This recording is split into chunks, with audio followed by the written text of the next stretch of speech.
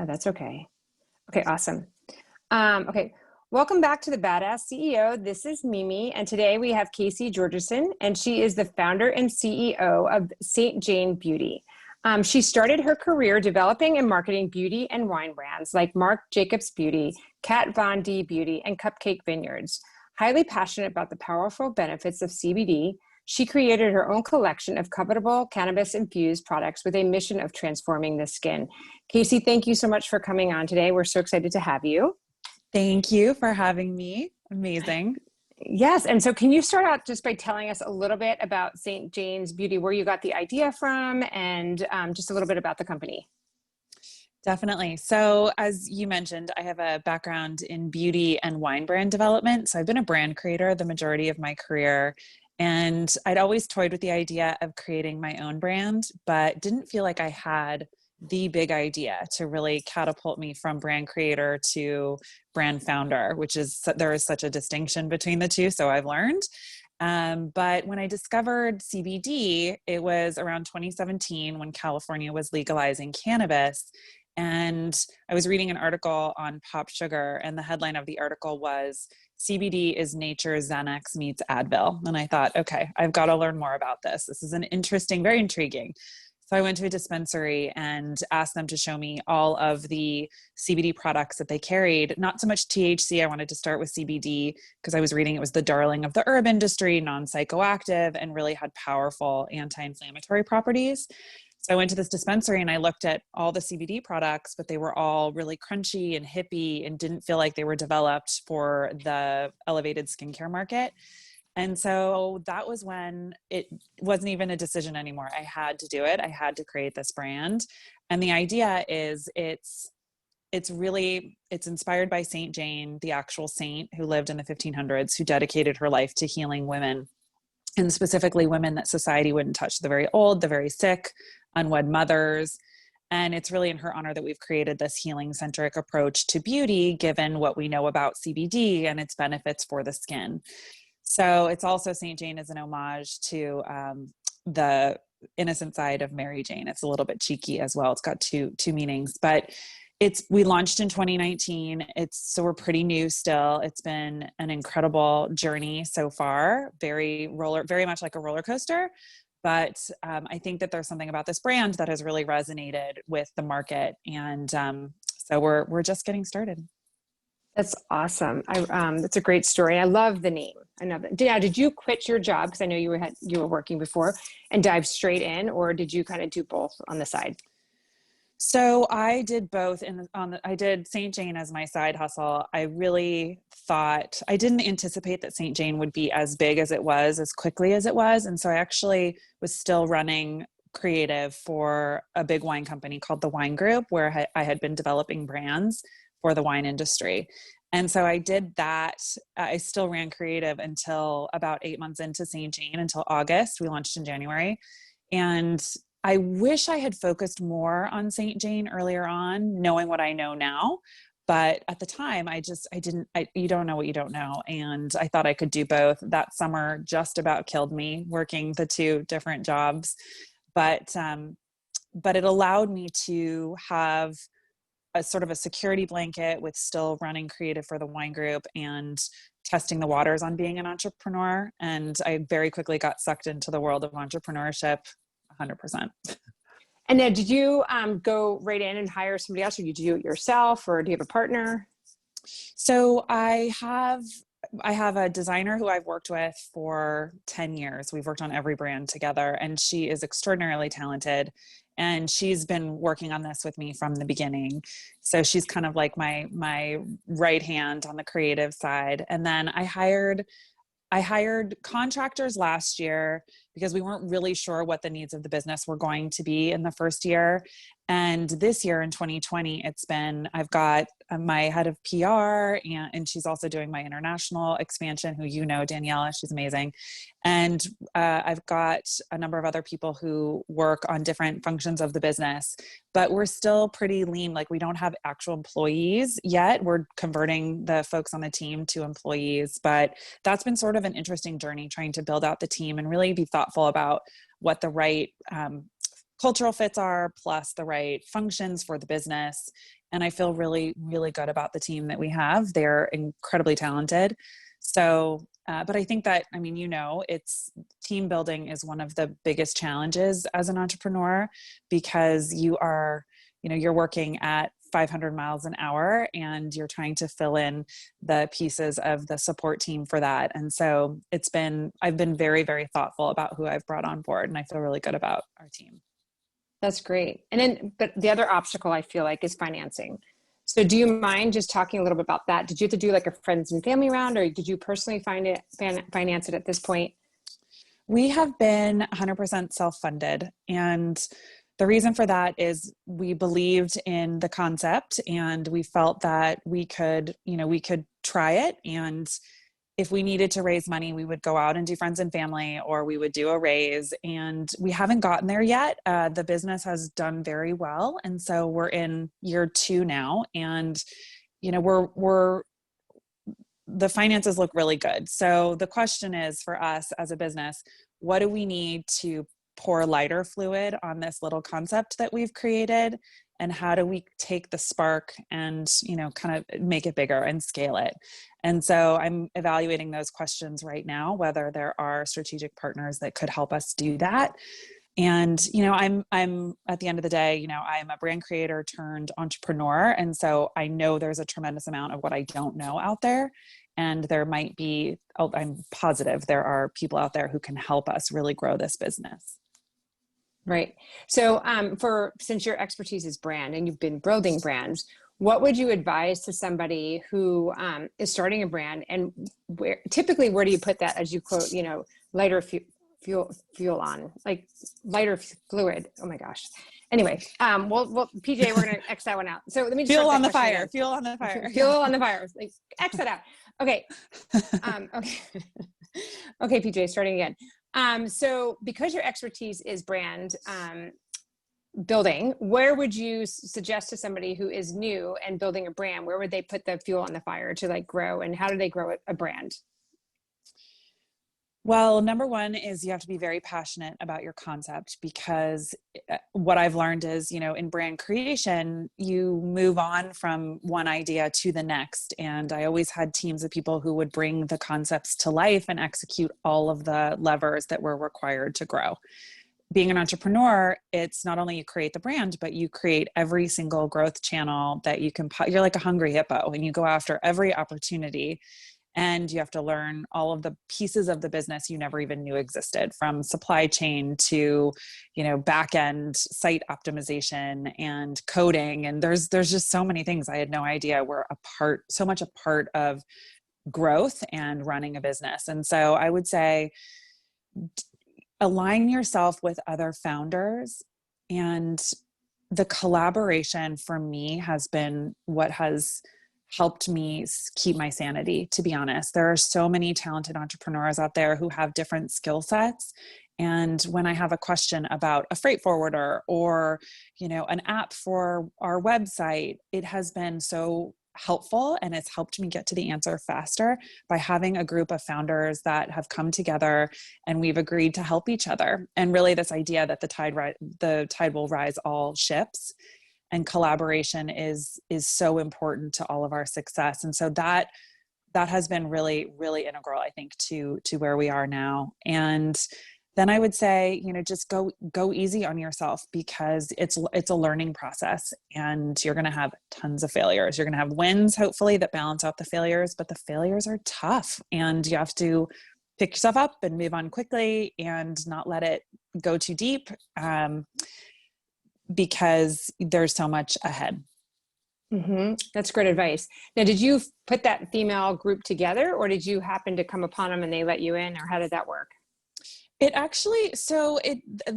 a few different ways. I would say it happens over time. It didn't happen immediately. It was like anything else, felt like relationship building, where it started off with, hey, let's connect, and I'd love to hear how it's going for you. And, we're right around the same trajectory in our brand paths. Let's just powwow / commiserate.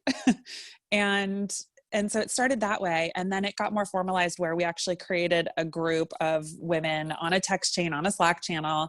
And we started meeting, once a month and via Zoom. And that was really 2020 where that crystallized. It was 2019 sort of making the relationships, and 2020 is where that really crystallized. And I'm very grateful for it. It's the Clean Beauty Summer School that I'm involved in came out of that with Tower 28. And it's been really rewarding personally, but also for our business. That's awesome. Now, what would you say has been the hardest part about launching this business? I would say that I didn't, in so many ways, I feel very blessed that it shot out of the gate like a cannon, but I didn't have the luxury of learning and growing and testing and growing as we went into our first year. It was sort of like we just sort of launched onto the stage and we had to build the airplane mid-flight. And so 2019 was a lot of fight or flight emotion where it was like, oh my gosh, just don't mess it up. Just don't crash the plane. And I feel like 2020 is a little bit more, we have our footing, we understand these growth channels, we're figuring out where to dial them up.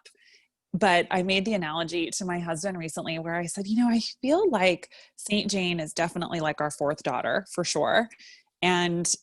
But all little startups are sort of like toddlers until they're about 5 years old. And so you feel like you can't take your eye off them. You have to watch them all the time. You have to make sure they don't go off a cliff. And that's what it has felt like for the past 2 years, where, you work all day, you go to bed reading emails and getting work done, you dream about your business, you wake up the next morning and you do it all over again. It's 7 days a week. And so that, I think, has been really challenging, trying to strike the right balance for myself personally, for our family, for the team. But it's something that I'm actively working on a daily basis. It's just a challenge. I know it is very hard. And you brought up a good point because you did so well right off the bat. Did you have an inventory issue? Because a lot of times it's a good problem, right? You launch and the demand is great, but sometimes people didn't invest in the inventory and the lead time for the inventory is longer than you think. And then you're out of stock right away. Did that happen to you guys, or did you actually have the inventory? No, it definitely happened to us. We just sold out of our eye cream, which was a huge surprise. I did not think that would happen as quickly as it did. It sold out in 4 weeks. And we've sold out of our lip shines because we won a women's health award, and it just sold us right out. And so, yes, I've had to get comfortable with out of stocks and just working as fast as possible to get back into stock. When we first launched last year, we did a pretty good job of demand planning. We definitely overbought and it worked out for us. But I think it's, with this not very much time under our belts as a business, demand planning is challenging, but we got a pretty good sense early on for what the POs would look like from our retailers, and our direct business, thankfully, was pretty small in 2019. It's much better in 2020. So we could ramp up accordingly, but no, we've had some out of stocks, and we're trying to use them to our advantage when we relaunch, when we're back in stock. So we're trying to use that out of stock moment to generate some excitement from a marketing perspective, because we're all excited that the products are doing so well. That's awesome. And most of your customers are direct, or are you mostly retail? We're still mostly retail. And I look at our business from essentially 3 large channels, and it's our direct business, our indie retailers, and then our bigger retailers. And so I would say we're growing. I mean, we're growing in all channels. Some brick and mortar has been challenged because of the closures with COVID, but overall, our DTC is probably, I would say, about a third of the business right now, which I feel pretty good about because it's been such great growth over 2019. 2019, we couldn't do a lot because we're a CBD brand and there weren't a lot of levers available for us to pull. Like, we couldn't advertise on Facebook. We couldn't do much with Google. We were just getting our footing on understanding that area of the business, sort of the e-commerce pillars for success. And so 2020, we're unlocking those, which we've had a lot of growth in DTC. That's awesome. Congratulations. Now, when you launched, how did you know where to start making your product? Like, did that something you had to research? Did you already have those contacts? Because I think that's a big hurdle. People have ideas and they don't even know, do I make it in the United States? Do I make it outside the United States? Who do I even call? Like, where did you start with that? Well, I knew I wanted to make it in the United States because I wanted my CBD to be from here, and I wanted to make sure we were straight A students and following all of the rules of the road with CBD. And so US was a given. And however, all of the contacts that I had from my days in developing beauty brands, not very many, I mean, really none, wanted to work with me because we were CBD, and this was pre-Farm Bill. So the Farm Bill passed in 2018 in December, which opened a lot of things up. But before that, it was still, it's still a Schedule One substance and Hmm. right up there with heroin. So a lot of my vendors that I knew were like, great to hear from you, Casey, but there's not a lot we can do for you. We can't formulate with this ingredient yet. So I had to get really creative. I did a lot on my own. So I started working with different botanicals, and I really educated myself on which ones were going to be the most efficacious for skin. We started with our luxury beauty serum, which is our hero product. And I found a formulator that felt very like-minded, was here in California, and really helped me, educated me on how these botanicals work together, why it's so important to responsibly source them, and how we can create sort of the boldest, most efficacious face oil that we could with CBD. And that risk that they took on us was incredible. And now it's paying off, obviously, for all of us, but it was a trying time to make sure that we were able to align with the right partners.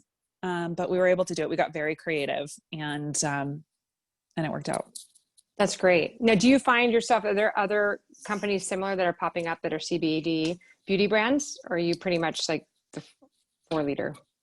So there are a ton of CBD brands and products out there. And I think it's been just a flood in the market in 2020. The good news for us is that we were a pretty early mover. And I think we were able to establish ourselves as the CBD beauty leader, meaning we do skincare, we do color, and we straddle those two categories. Unlike some of our competitors that do ingestibles and gummies and things like that, we have stuck straight in our lane of beauty and beauty skincare hybrid. And so I think, yes, we do stand out in that sense on our own, but the market is really flooded. You see a lot of hair care coming. You see tons of other skincare brands. You see not a lot of color, but I'm sure that's coming too. We hear it from editors. We hear that there's just so much being sent to them, and it's really noisy. And so it's really going to be about the brands that are creating brands, not just CBD products, that ultimately succeed. I think you've got to go beyond just one ingredient if you're going to be a brand that has long-term value proposition. That's really interesting. Okay, so do you have advice for somebody who wants to start out in the beauty industry? Like, hey, I have this idea. Or do you think it's pretty saturated at this point? Like, forget the CBD, just the beauty industry as a whole. And do you have any advice for them? Well, I was listening to a founder of one of the most one of the more successful retailers here in the US for clean beauty. And she made an interesting comment yesterday. She said, it's not enough to say, I didn't see this opportunity in the market, so I created my brand. It has to be a very compelling hook. Everybody says that about their brand, and you can probably find an option that has already answered that consumer need. So it really has to be a powerful idea. The way I look at it is I think it can't just be one point of differentiation. It has to be two or three. And I would say probably three. And so for us, we were CBD, we were luxury CBD, which was very differentiated and still is. And we're clean, we're meticulously clean. So that sort of trifecta in market opportunity really felt like we had some meat to the bones of the concept. And it's allowed us to really dial up different areas of the business to see which ones are most resonant with our clients. But I think one idea is just not, you have to make sure you're very passionate about it. You're going to eat, sleep, and breathe it and dream it, like I said. But you also have to make sure that you are answering a need in the market that goes beyond just what you see, but also has some teeth to it, with that, multiple layer messaging.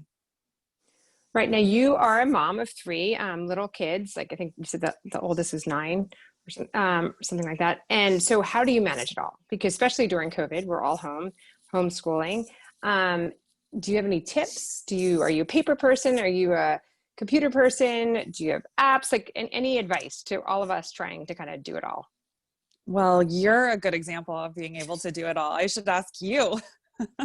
That's why I keep asking people. I keep getting ideas from people. You always learn about like an app, or like someone like one time was like, use rinse.com. And I was like, ooh, what's that? And it's like, they come to your house and do laundry. So like when I know, I'm like, okay, tough week, or during COVID when you don't have, extra hands, like that's an easy, like put the, laundry out on the front door and they comes back 24 hours later.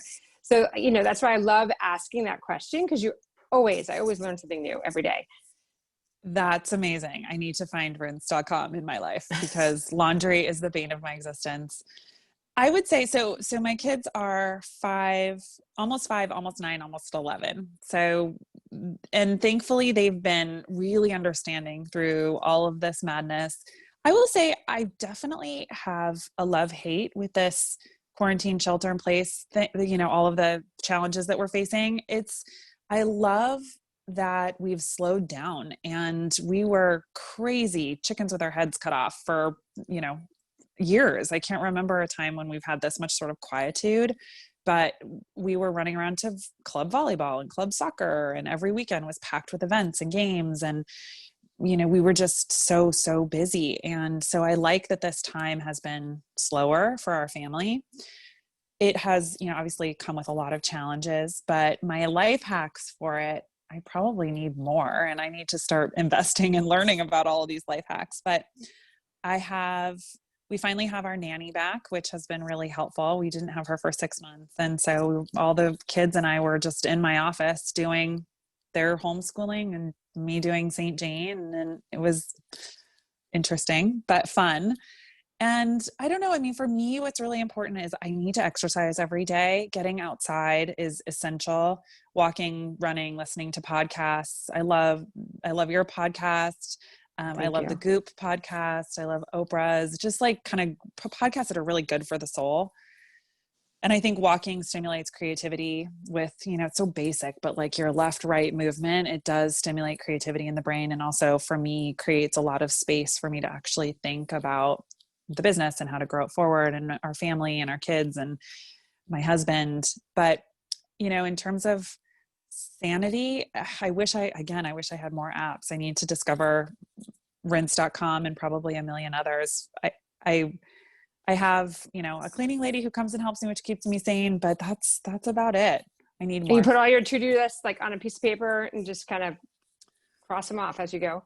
Yeah, I'm definitely a to-do list person. I keep lots of notes in my phone. I need to be better about writing them down. My husband has like an app, Remember the Milk, which I think is circa 2005, but it works for him.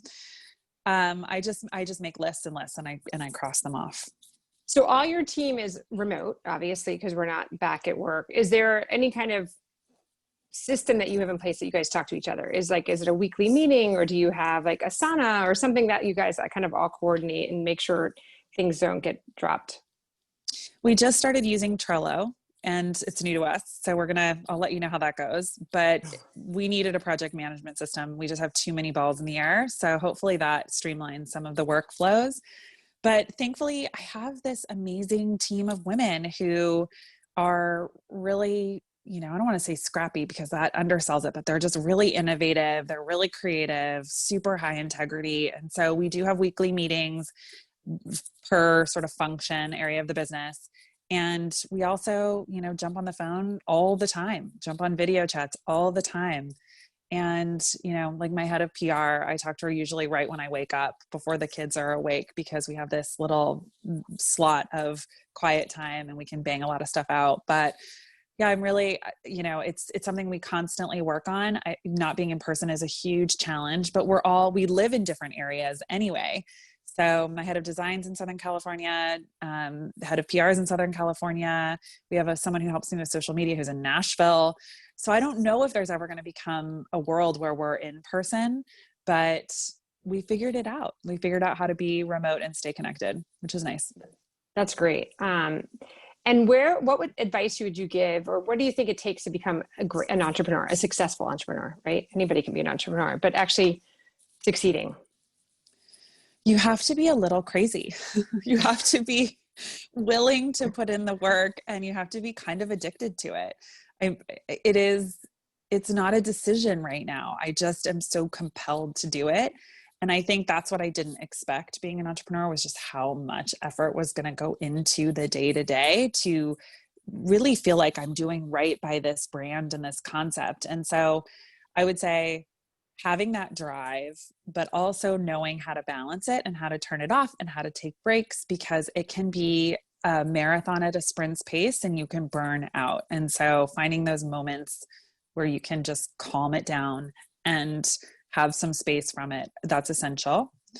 A passion for your idea is also really important, because you're going to be telling the same story 5 times a day some days. And so you have to believe in it. And then I would say on the point about believing in it, it's also about what's going to compel you as an individual. For me with St. Jane, it's giving back. The business was built on, the legacy of this woman, St. Jane, who healed people. And so part of our mission as a brand is to give back.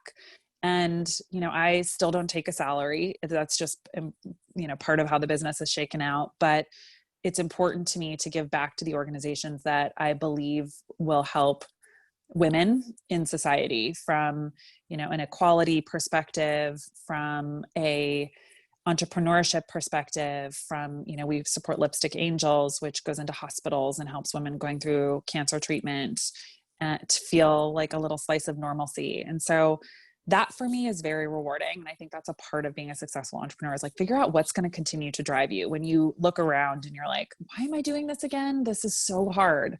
You have to go deep and be like, oh, I'm doing this because I believe I can X, Y, and Z. For me, it's affect change and help women.